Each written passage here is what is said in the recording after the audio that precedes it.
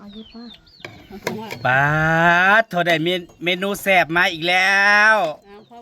เมื่อวานเนี่ยก็ทำขนมจีนน้ำยากะทิปลาวันนี้มาอีกแล้วหม้อหนึ่ง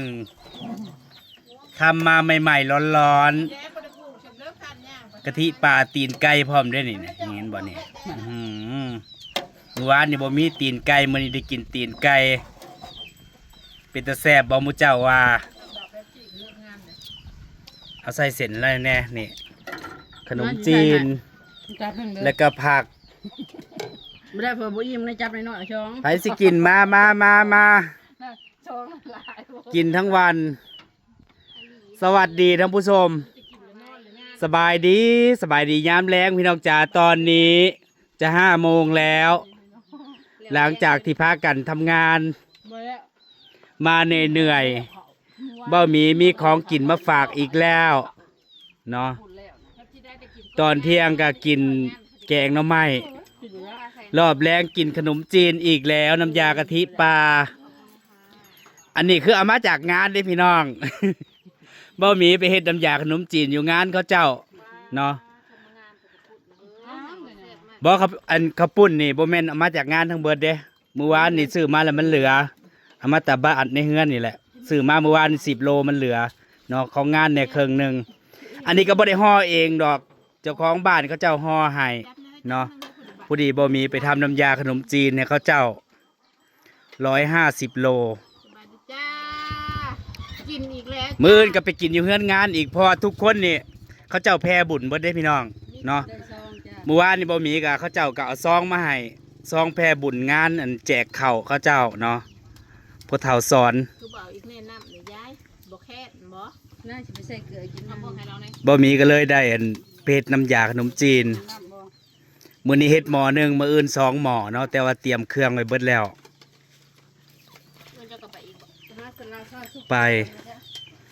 มื้ออื่นนี่ก็พากันไปกินกระปุ้นอยู่งานอีกเด้อพี่น้องมื้อนี้กินก่อนเนาะ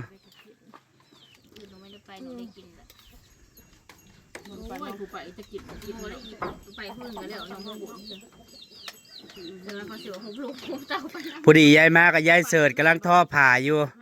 บ่มีก็เลยเอิ้นมากินเพราะว่าบ่มีอาม่านี่ก็บ่มีบ่ได้กินเด้บ่ได้กินเนาะ มันอยู่จมูกกิน เขาเจ้าห่อให้กันเลยเอามาสู่ทีมงานกินยายรุ่นน่ะกำลังสืบหูกอยู่สร้างยังมาเลิกงาน สร้างมาเด้อกินกระปุ้นสร้างเรากับอิ่มเท่าน่ะเอาน้ำออกมาให้เรากินที่ดับไม่ใช่ เมื่อวานนี่บ่มีเฮ็ดกับบักหลายเด้10 โลเนาะ5 โลกับบ่เบิดซ้ำที่เหลือก็แบ่งให้สร้างแน่สร้างอำมาลาแน่ให้ว่าอีสอบม่วงสอบท้องบ่ให้เล่มยืดเสียงม่วงกายไปเด้อไปชวนแม่ชวนพ่อของกูชวนแม่ สร้างอำมาลายังบ่ทันได้กลับอยู่จะเก้าเขาเมื่อเลยได้มื้อนี้เขาเจ้าเมาอันปกติจะ4 โมงเขาเจ้าเมื่อแล้วมื้อนี้4 5 โมงแล้วเป็นจังไดยายเสิร์ชแซ่บอยู่บ่แซ่บอันมื้อวานนี่ก็ยายเสิร์ชบ่ได้มายายมาห่อเมื่อให้กินมันก็แซ่บผู้เก่าแซ่บมันแซ่บยังแซ่บเพื่อนเอาก็คนเก่าเห็ดพอดีเครื่องเน้นเอาแม่น้องเมยไปซ้าวใส่หยังบัดนี้เพิ่นเป็นโรคกระเพาะกินเผ็ดกินมันบ่ได้เอากินจนอิ่มว่านี่กินเมื่อวานนี่กินไปเบิด2 จานบักใหญ่กระเพาะขึ้นมื้อนี้ไปซ้าวใส่เกลือกินมาท่านผู้ชม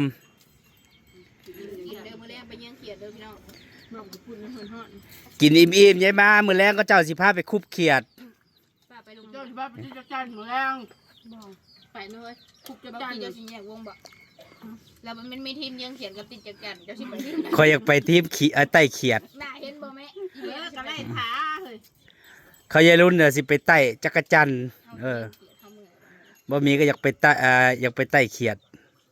จักรจันทร์น่ะย่างไก่ซื้อแตกคือแมงเม่า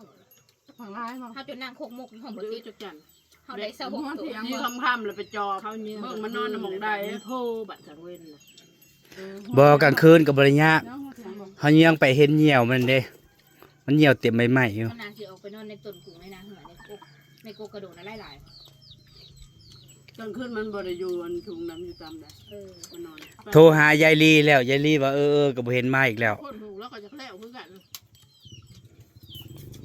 มาหาผัดหลอดผายชีอยู่หนึ่ง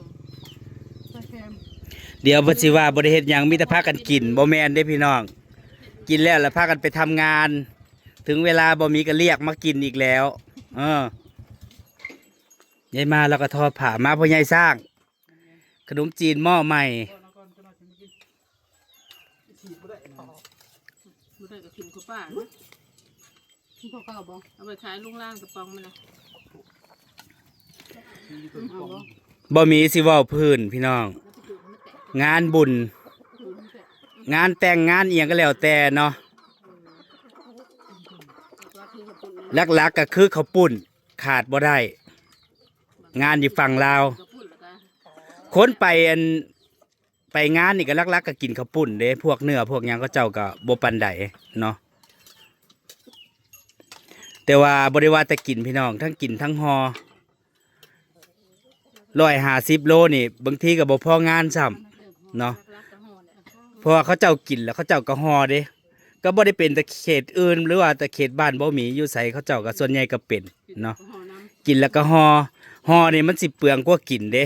บางทีกินในแค่จานเดียวมันก็บ่ ำ เบิด นึ่งบ่ห่อเนาะมองเข้าไปเนาะ แต่ว่าฮอนี่บางทีนะฮอน่ะเป็นถ้วย2ถ้วยเนาะกับข้าว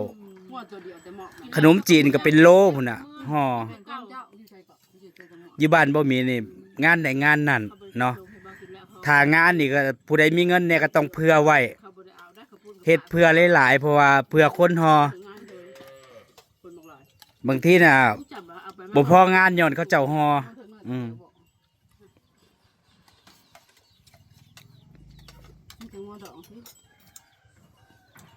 แสบขนาด มื้ออื่นก็สิเมื่องานเฮือนบุญเขาเจ้าเนี่ยพี่น้องมันเป็นบ้านเดียวกันเนาะบ้านยายรุ่นอยู่อ่ะเวลางานแจกงานศพงานอันนี้เขาเจ้าก็มาหอดมาถึงเบัดทุกบ้าน เสียประกันภัยแล้วก็เสียเงินทำบุญเนาะมีข้าวสารดอกไม้ถูกเทียน แล้วก็เงิน แสบขนาด แต่ว่าก็บ่ได้เผ็ดแบบพอดี ไอ้เขาจับหนึ่งเขาให้ตัวผู้เวลายันกินบ่เบื่อมาจับใหญ่แท้ เรียนบ่เบิด งามกับ บ่แล้วเพอหาแต่แนวมาสู่หมู่กินพะนะ นั่นแหละมันอดบ่ได้เห็นเลยก็ได้คันบ่เห็นใครแน่ เห็นใครแน่บอก แต่ว่าซุมื้อนี่บ่มีก็ เห็นแล้วมันอยากเฮ้ย ดีแต่อดได้เนาะเมื่อก่อนน่ะบางทีอยากก็หยิบ อดบ่ได้ กินอยู่ ตำพริกกันนั่น ซุมื้อนี่ก็บ่ได้กินแล้วเนาะสิมักปานใดหรืออยากปานใดก็บ่ได้กินน้อยนักที่สิไปหยิบเพอน้ำยาขนมจีนน่ะมันก็จะออกหวานๆมันๆเพราะมันเป็นกะทิ ว่าคุณกินไม่ได้คุณเลย พวกไขมันน่ะ กินบ่ได้หรือว่าเบาหวานเนาะเพราะว่าใส่น้ำตาล แต่ก่อนยี่เมย์แล้วบีบเขาบุดขายเนาะยาน้ำลังหมู เฮ็ดเฮ็ดแต่กระปุกบ่เฮ็ดหยัง ครอบครัวเบ้าหมีน่ะเติบโตมากับขนมจีนพี่น้อง กับข้าวปุ้นเนาะ เบิดมื้อบ่ได้เวียกได้งาน แม่เบ้าหมีอาชีพแล้วน่ะเลี้ยงลูก8 คน9 คนน่ะแล้วขายขนมจีน หาบเลาะบ้าน สมัยตะกี้น่ะ จับละบาทหาบใส่กระเซอร์เลาะบ้าน ไป รุ่นละหา ไป3-4 หมู่บ้านพู้นเด้ ขายยังเกี่ยวข้าวเลยเฮ้ย บ้านนั้นบ้านนี่ แต่เราไปขายเลยมันก็ด้วยเขาละปลูกมองนั่นแหละคนน่ะหุ่มยุ่มยุ่ม สมัยตะกี้น่ะขายได้มื้อละ400-500 บาทว่าหลายเด้ ไปขายแท้ทงยังเกี่ยวข้าวเฮ้ยม่วนแท้ๆเขาเกี่ยวข้าวนี่ใช่เลยเขากานั่งจุ๊บกันเฮ้ย ขายขนมจีนสมือก็มีแตลดตลาดเนาะถุงละ20 บาท 10 บาทก็ได้กินแล้วคุณ ถุงละ10 บาทก็มี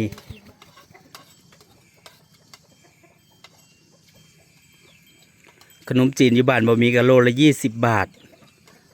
มาส่งฮอดหม่องฮอดบอลพี่น้องเวลาเป็นการเป็นงานก็โทรหาเขาเจ้าก็มาส่งฮอดโลดซุมื้อนี้มันสะดวกสบายเพราะว่าเขาเจ้า ใส่เครื่องเด้มันรวดเร็วอยากได้จัก100 โลเขาเจ้ากะเฮ็ดให้ได้เนาะกินอีกยายเสิร์ชเบิ้ลกินเบิดในจานเนี่ยอย่าให้เหลือเพราะว่าของเก่าเมื่อวานนี่ก็ยังพี่น้อง แต่ว่าน้ำยามันเบิดเมื่อวานยังเหลือตอนมันเมื่อนี้พอดีได้น้ำยามาใหม่ แล้วเอาแต่น้ำยาบ่มือนะ ตอนก็เอามา เหลือบ่ได้หลายตัว เขาเจ้าห่อให้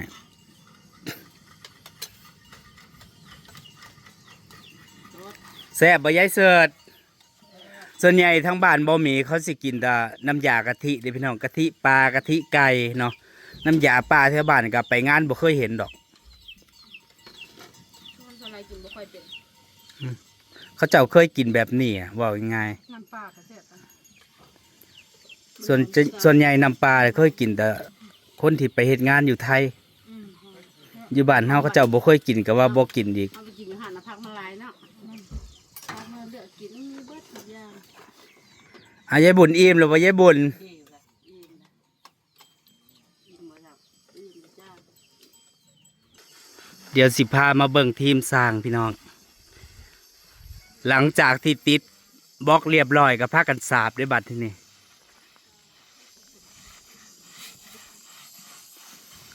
สาบแล้วก็จับมุมจับสากจับเหลี่ยม ประตูหน้าต่าง แต่ว่าทีมสร้างอำมาลาก็ยังไม่ทันได้กลับอยู่มื้อนี้เพิ่นเหมาหรือจังใดแต่เก่าน่ะ4 โมงก็เลิกมื้อนี้4 5 โมงแล้วยังบ่เลิกอยู่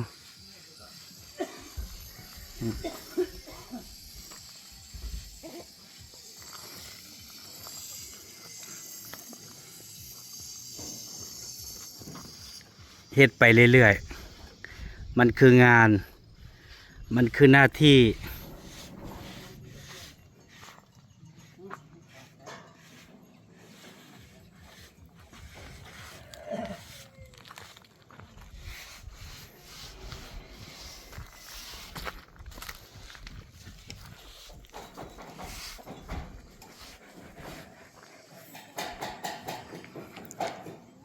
แต่ว่าขั้นตอนนี้ก็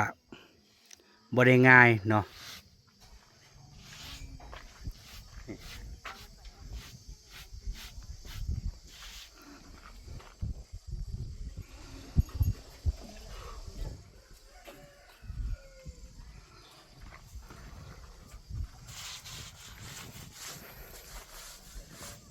บ้านสาววัน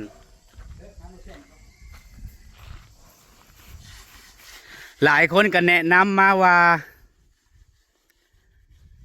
อย่าให้ใส่หน้าต่างแบบกลมทอพนอมันขี้ร้ายมันบ่งาม แต่ว่าในแบบมันก็บ่ได้มีดอกพี่น้องเนาะผู้ดีสาววันเพิ่นน่ะอยากได้แบบนี้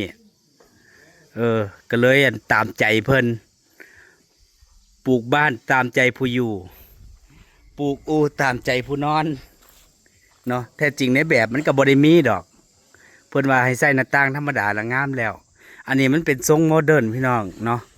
แต่ส่วนใหญ่ที่หน้าต่างแบบวงกลมเนี่ยส่วนใหญ่เขาจะเฮ็ดเป็นทรงบ้านนอร์ดิกประมาณนั้นเนาะแต่ว่าอันนี้เพิ่นอยากได้ก็แล้วแต่เพิ่นแต่ว่าในนี่เพิ่นก็สิใส่เด้แต่ว่าใส่มันต้องใหญ่จอมันใหญ่กว่านี้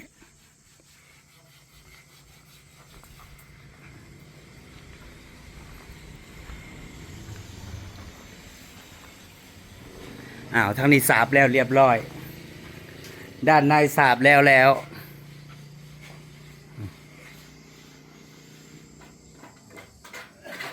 แป๊บเดียวพี่น้องจานนี่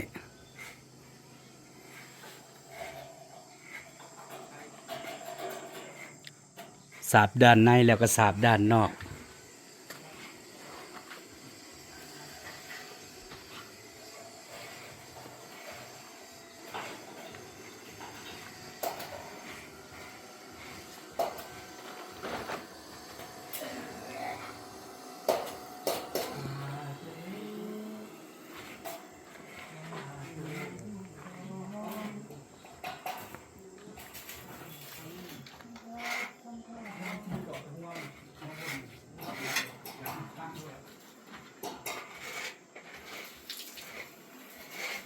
เลย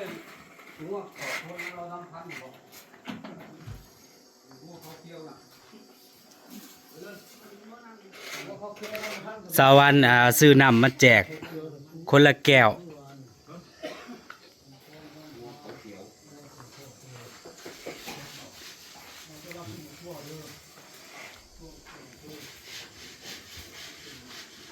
เริ่มสาบข้างในแล้วมืออื่นกะ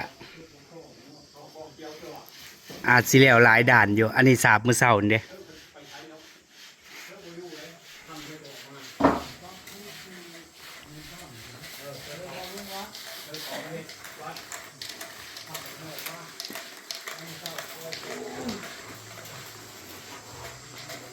หน้าต่างอันกลมๆเนี่ยยังสิแก้ไขใหม่อยู่พี่น้องมันแบบมันน้อยเกินมันผสมส่วนเนาะ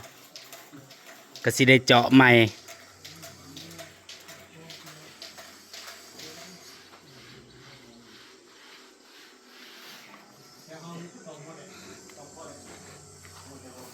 อันนี้จะเป็นห้องน้ำห้องครัว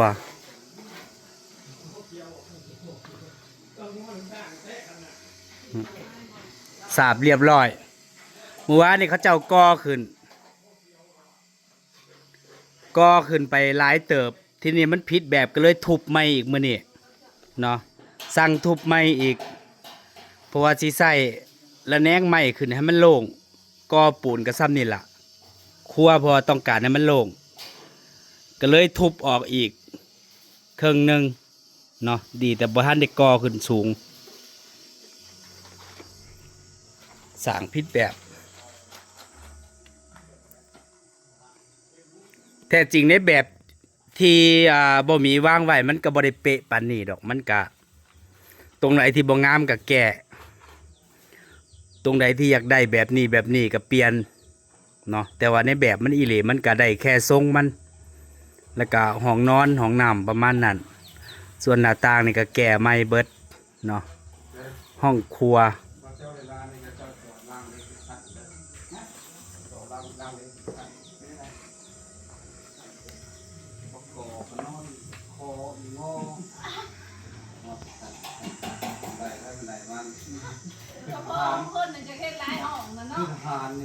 ทางในก็จะเสื่อม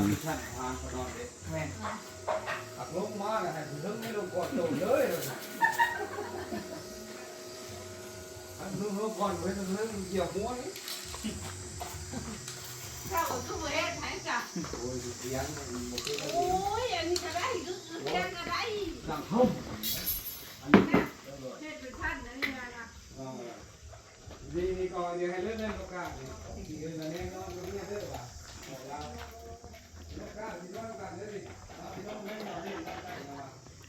นั่นแหละพี่น้องจ๋ามาวันนี้ก็สิขอเก็บภาพบรรยากาศได้เพียงเท่านี้บ่มีกระหักอามาแต่งานเขาเจ้าไปซอยงานเขาเจ้าเนาะเฮ็ดน้ำยาขนมจีนมื้ออื่นก็จะไปอีกรอบไปแล้วท่านผู้ชม